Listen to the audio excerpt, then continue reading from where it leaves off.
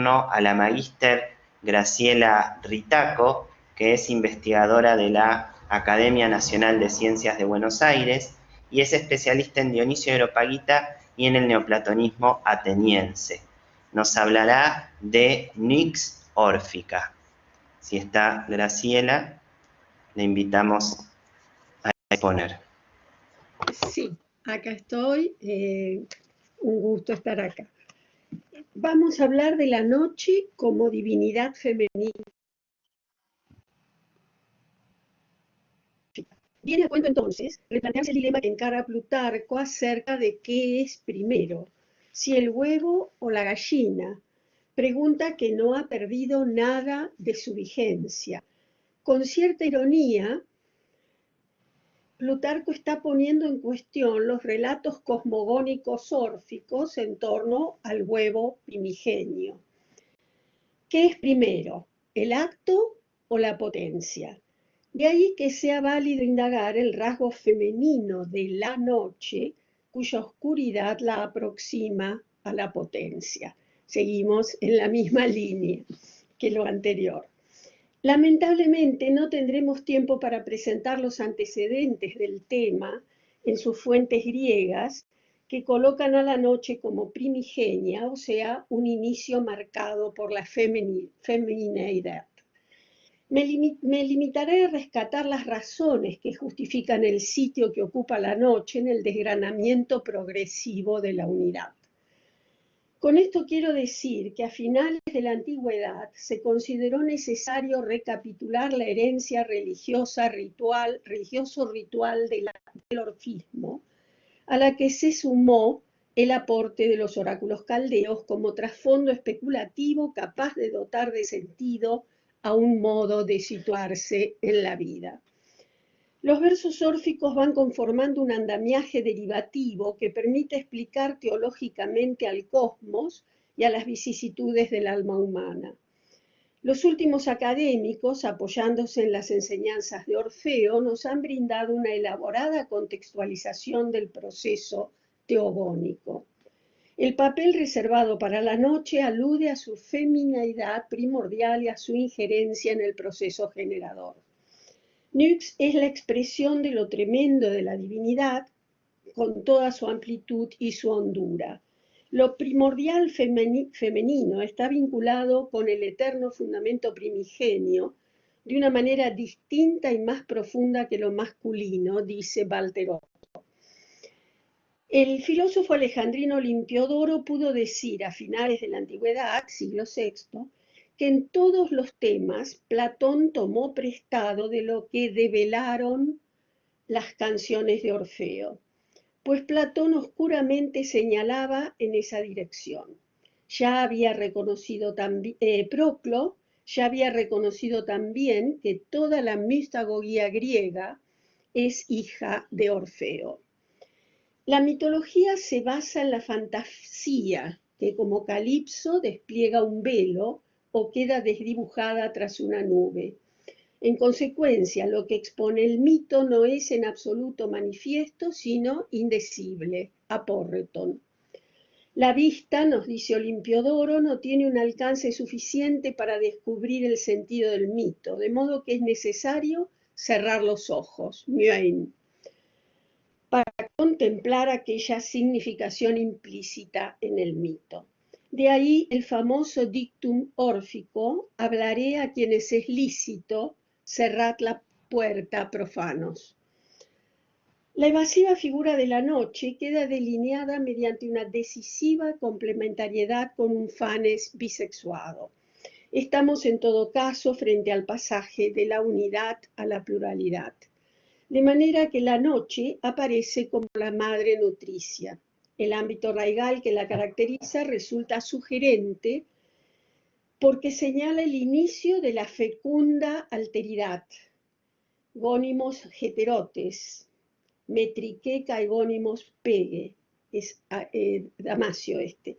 Alteridad que hace lugar al número, considerado también como femenino, ya que el número en sí incluye a las 3 noches órficas. Se presentan 3 noches en Orfeo, afirma Hermias. en el comentario al Fedro. La primera permanece en sí misma, la intermedia entre ambas.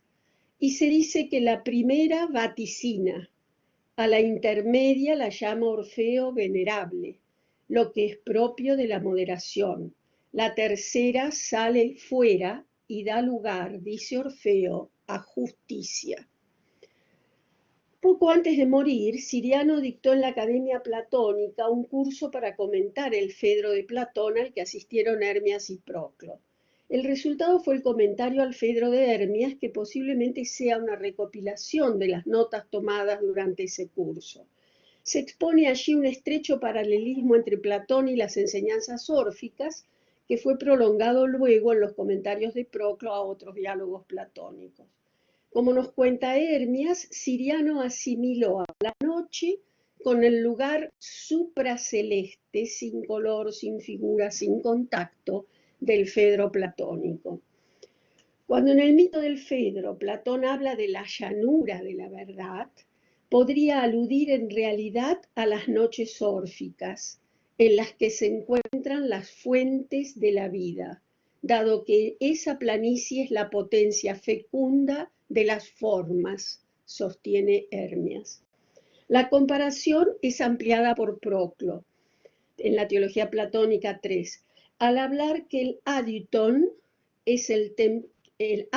del templo es el bien, el vestíbulo del templo es la belleza y la verdad es la pradera que lo rodea.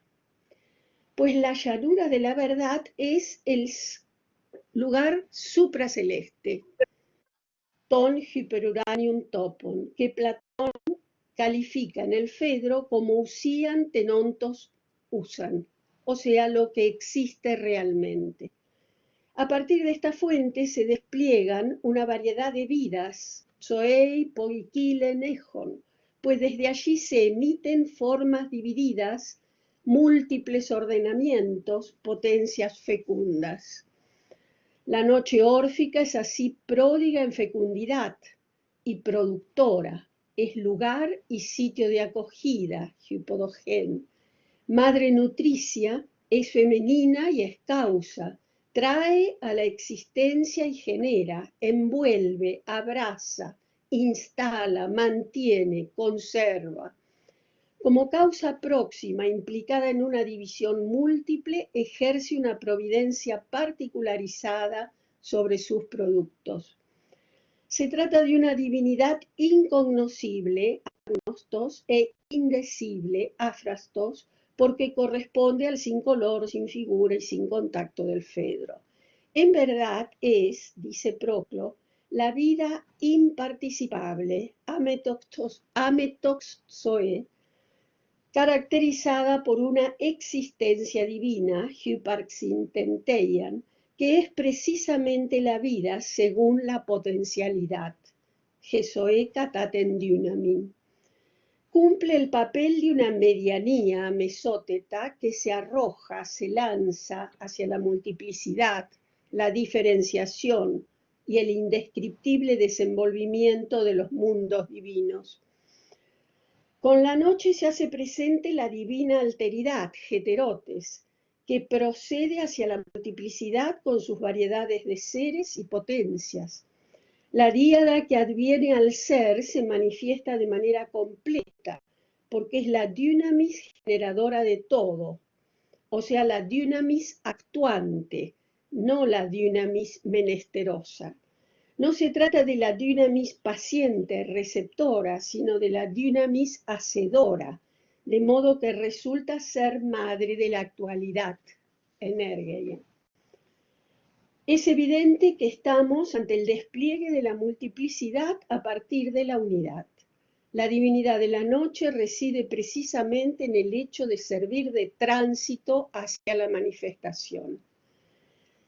Veamos ahora muy rápidamente algunos rasgos destacados por Damasio a partir de la misma argumentación. Atenderé principalmente a su comentario al Parménides.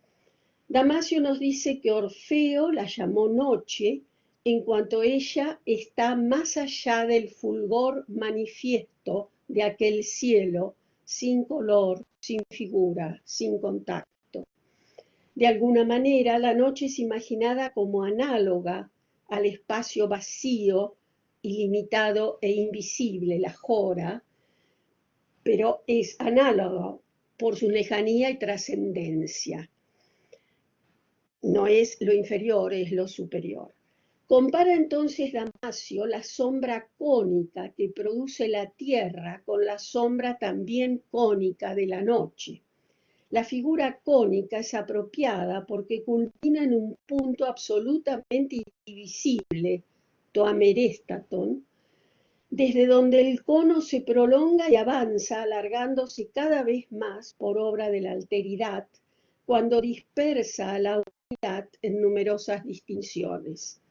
Damasio hace notar que se trata del mismo proceso por el que se expande el sagrado y unitario síntema divino, oculto e invisible, a través de numerosos símbolos visibles.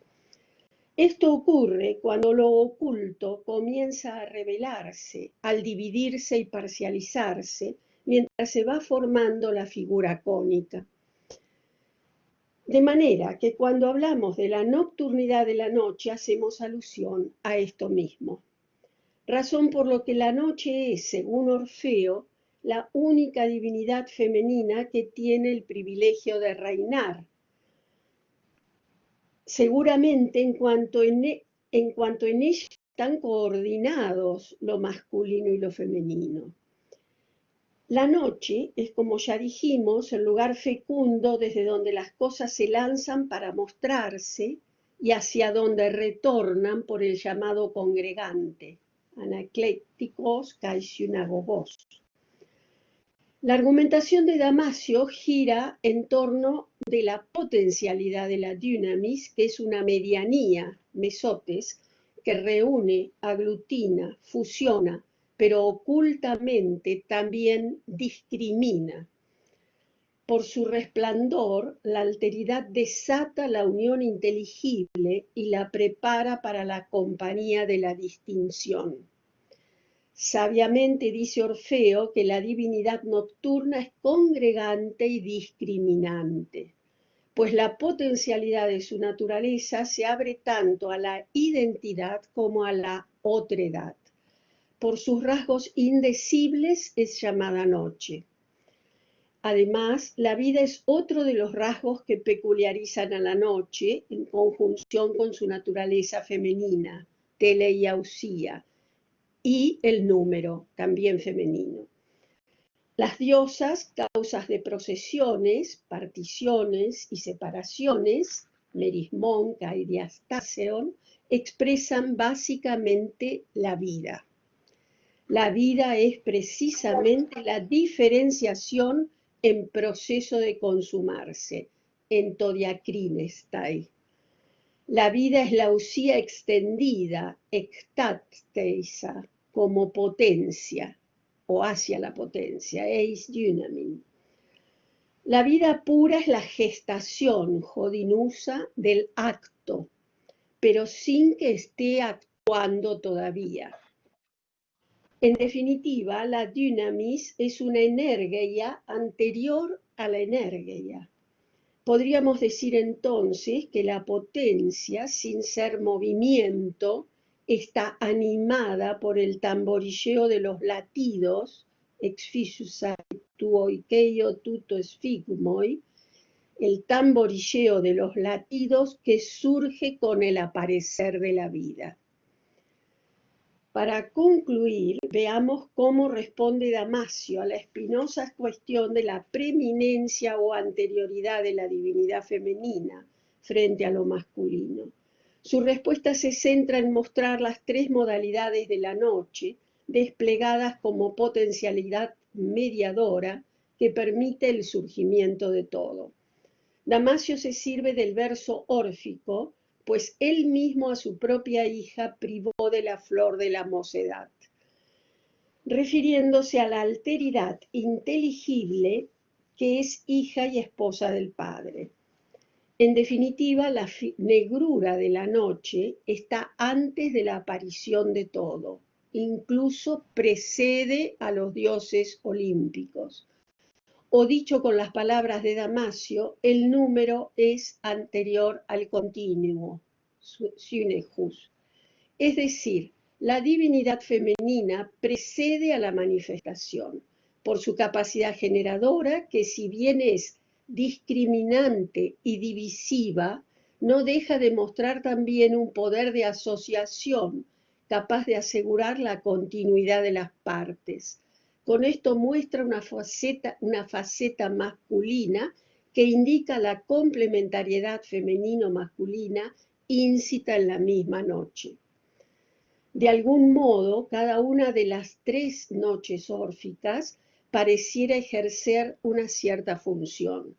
La primera se revela como un poder convocante y congregante, tonacleticon synagogon, con capacidad procesiva productora del número, toprodicon aritmopoion.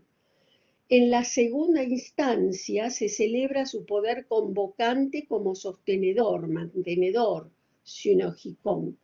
En tanto el poder procesivo opera como divisor o parcializador, meristicón. Por último, la procesión culmina con el llamado anáclesis a la perfección, teleiotes, concluyente. Es el aporte saludable y salvífico de la noche. Esa teleiotes. Pues como canta el verso de Orfeo, en la numeración de Bernabé 300, es Dionisos quien acaba en las obras de Zeus, productor de todo, holopoiuto tudio ontos. O sea, tiene que haber, es una conjunción, una complementariedad. La feminidad, lo femenino de la noche es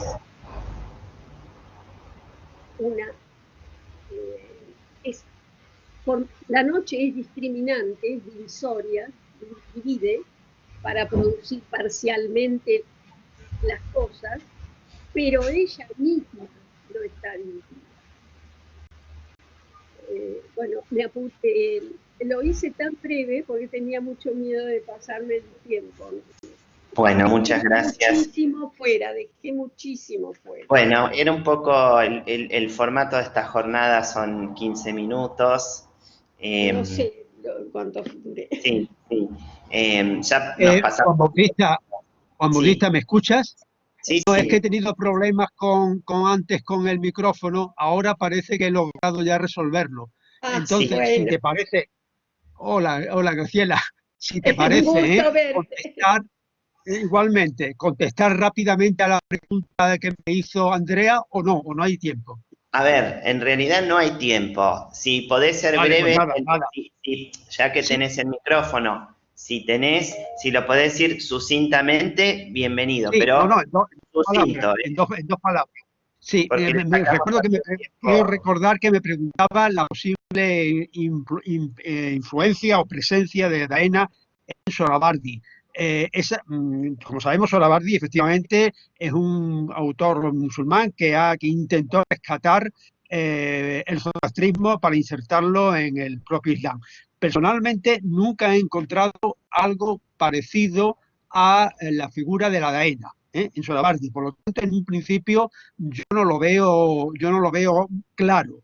Es cierto que Sohrawardi habla de angelología, habla de luminosidad, de otras categorías zoroastrianas, pero en concreto de la Daena, yo personalmente, en mi lectura de Sohrawardi, nunca la he encontrado.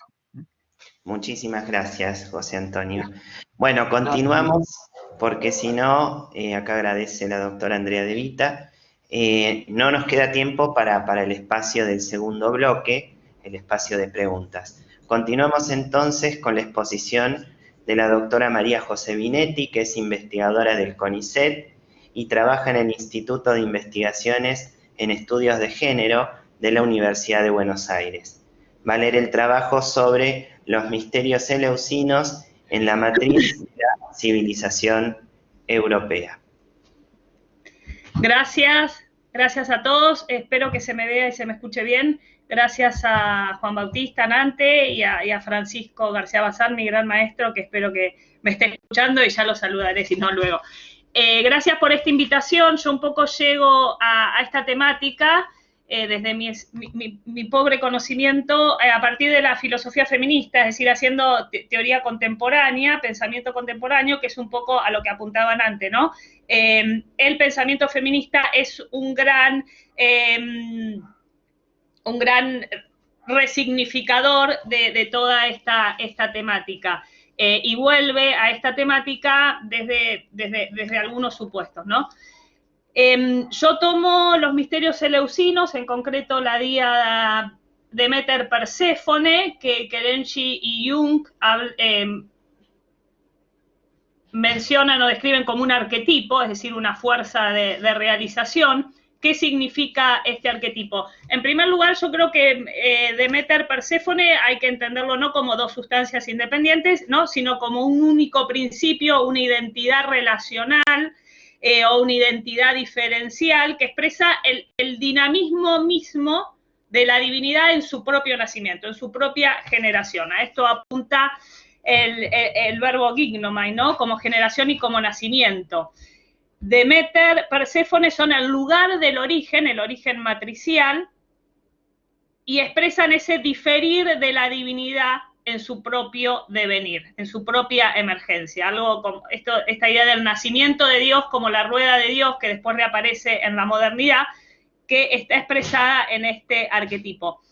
Hay que recordar que la diosa, la gran diosa del Neolítico, es siempre una figura dual que contiene los dos opuestos y los dos opuestos en una mediación. Por eso la idea de la mariposa o el hacha de doble filo, ¿no? Dos opuestos y un medio que media, hace circular dinámicamente esa identidad de los opuestos. Demeter, Perséfone funcionarían de esa manera, ¿no? La hija como ese devenir de la madre sobre sí misma en su propia negatividad para volver a nacer continuamente de sí misma. La idea del nacimiento de la divinidad. A esto responde un poco la interpretación de Kerenci cuando habla de Perséfone como el no ser, como la negatividad, como ese caos, esa noche, como hablaba Graciela, esa noche oscura de la cual vuelve a manifestarse el ser. Hay cierto consenso en que esta personificación de la divinidad viene del Neolítico, ¿no? Llega a la Europa autóctona desde Anatolia, principalmente a Creta, que es de donde se introducirían los misterios eleusinos a Grecia. Otros hablan de Egipto, pero lo cierto es que estos misterios pertenecen a la tradición de la divinidad neolítica común a toda la cuenca mediterránea y egea. Eso es lo importante. Es un culto tónico lunar, cíclico, por eso lo de tónico lunar, popular, abierto a todos y de carácter espiritual, no de carácter moral y escatológico como va a tener la religiosidad posterior patriarcal. Algunos dicen que se celebraron durante casi 2000 años, según la datación del tiempo de Eleusis, del templo de Eleusis.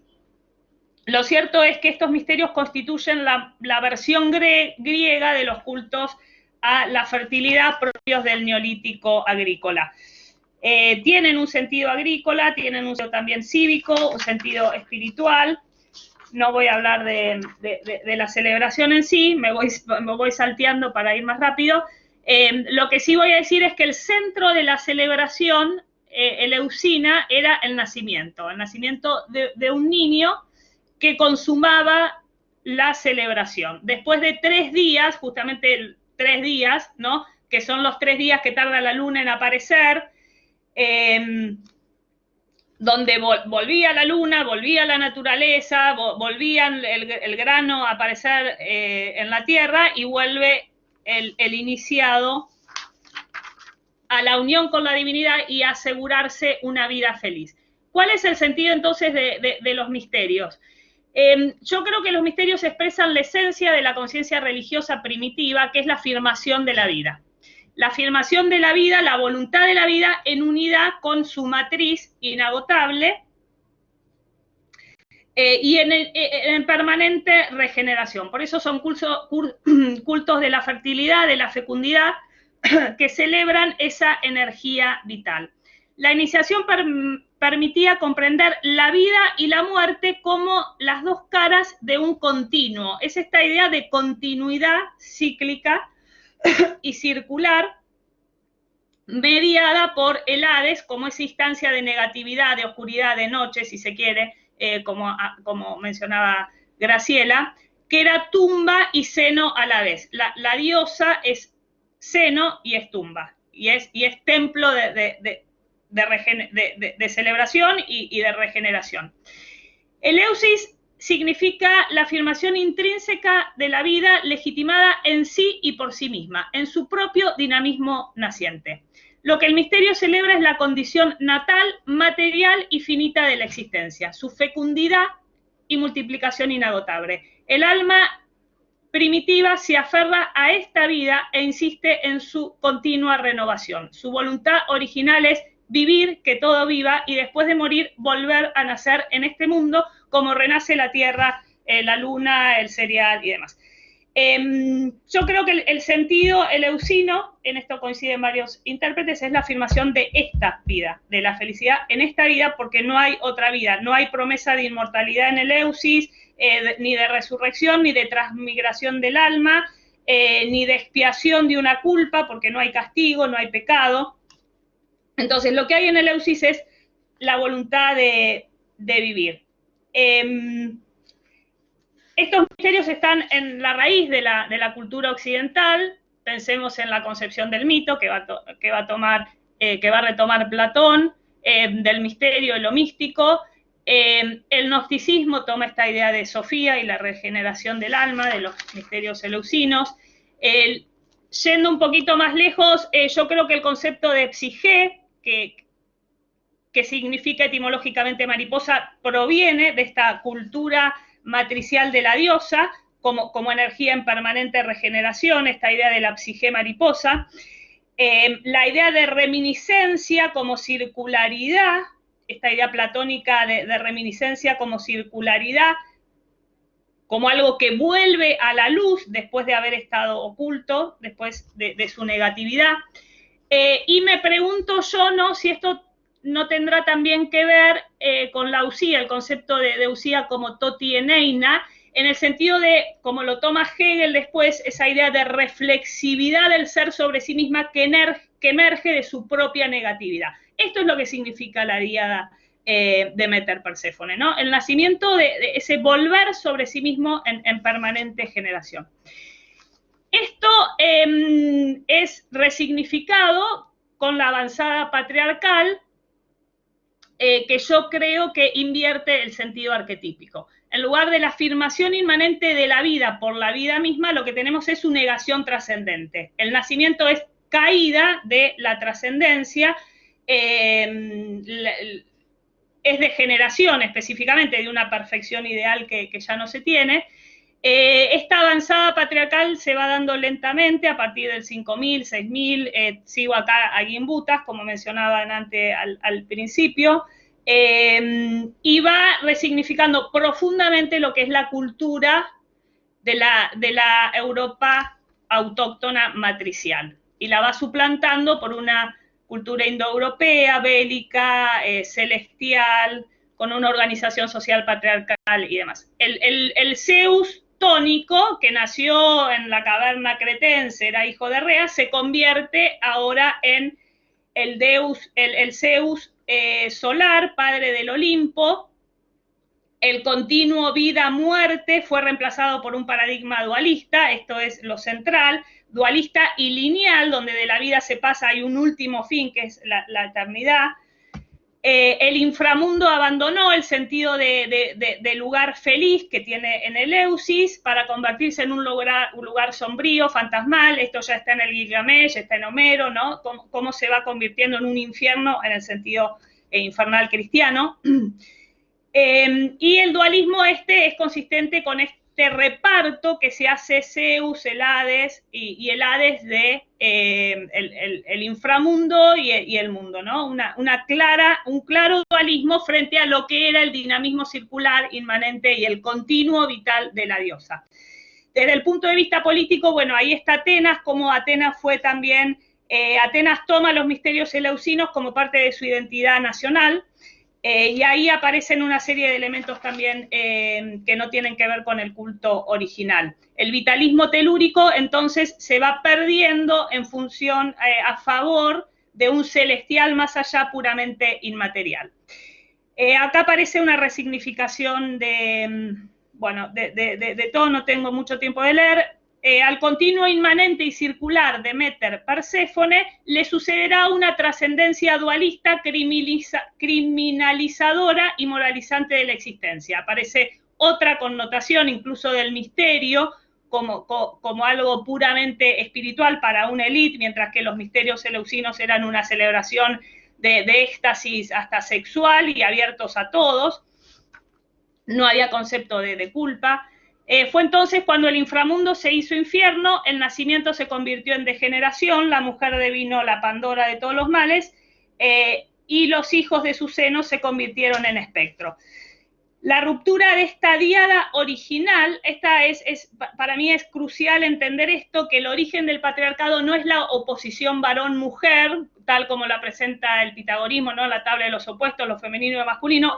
La esencia del patriarcado es la ruptura de la díada original madre-hija, es decir, la ruptura de la unidad matricial. Esa es la esencia del patriarcado, por la apropiación de la capacidad reproductora de la mujer, que es lo que vemos hoy en día claramente cómo funciona el patriarcado, apropiándose de esta capacidad reproductora de la mujer y rompiendo esa unidad, ese continuo vital matricial que tiene un sentido ontológico, religioso y demás. Entonces, en lugar de ese continuo se instala un dualismo jerárquico trascendente que contiene la clave del patriarcado de todos los tiempos. La apropiación del lugar del origen y la desconexión de la fuente de la vida es entonces esta quintesencia del patriarcado y para mí la quintesencia de la religión. Para concluir entonces, a partir de la emergencia del feminismo y de la filosofía feminista de la religión, pensemos en Mary Daly, por ejemplo, y en todas las feministas de la diferencia, que es en concreto lo que yo hago, hay como una búsqueda de recuperar este origen, este lugar de origen materno, matricial, material, y recuperar su autonomía simbólica. Su autonomía simbólica significa fuera de la lógica patriarcal, ¿no? Entonces hay un creciente interés, hay mucho trabajo en esta línea de volver a restituir lo femenino materno como lugar del origen. Y en ese sentido es que, llegan muchas pensadoras a esta temática prehistórica, y justamente lo que ven y en lo que se trabaja es en recuperar la matricialidad y el nacimiento como categorías claves de ruptura de la lógica falogocéntrica. En parte yo trabajé en esta línea, y por eso volví a toda esta temática de la diosa. Dejo hasta acá para no pasarme el tiempo, creo que llegué bien. Perfecto, María José. Impecable en el tiempo. Bueno, se nos fue un poco el tiempo del espacio de preguntas. Igualmente no veo que hayan hecho preguntas en este bloque. Quizás yo hago una rápida para Graciela Ritaco. Acá hay una pregunta de Jessica Torti, dice, ¿crees, a Graciela, que se puede realizar una analogía entre estos tres aspectos o características que mencionaste de la Nix con la triple diosa, nombre que también, siguiendo con mi anterior pregunta, se le dio a Hécate?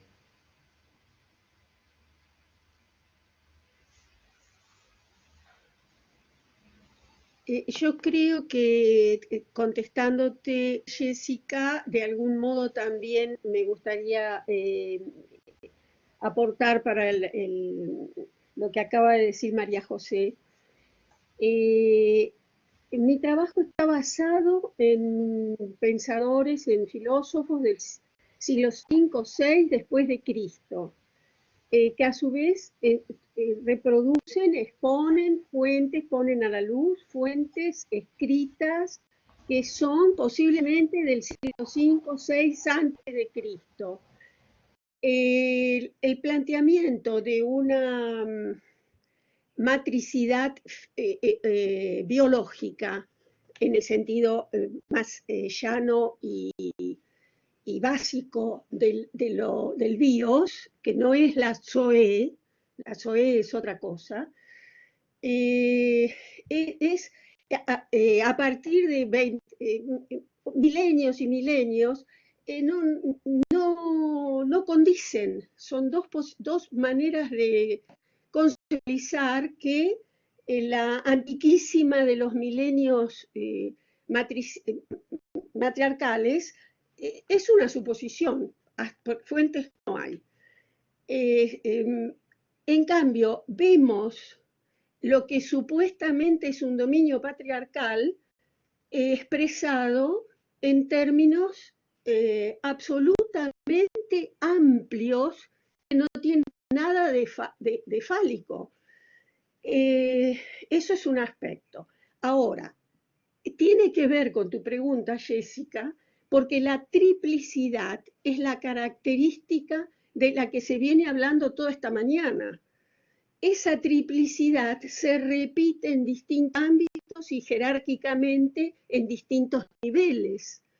Entonces, en cada nivel debe ser correctamente aplicada.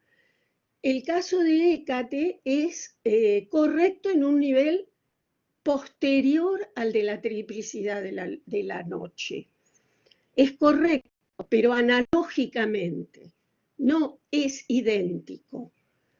Entonces, el considerar que Demeter Perséfone es la única posibilidad de comprender lo femenino me parece limitada.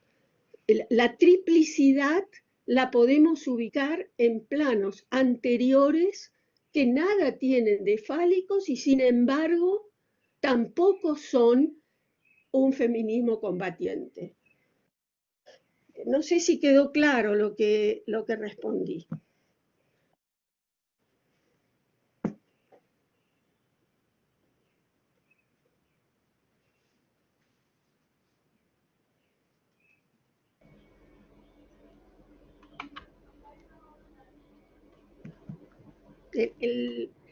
También me gustaría agregar que el considerar que en Eleusis no hay una intención de purificación y de cuidado que bien podría relacionarse con la cadena, me parece que es muy cercenador, muy limitado. Muy extremadamente limitado. Ni siquiera la bacanal dionisíaca es un encuentro sexual por la sexualidad misma. Me parece una visión demasiado estrecha.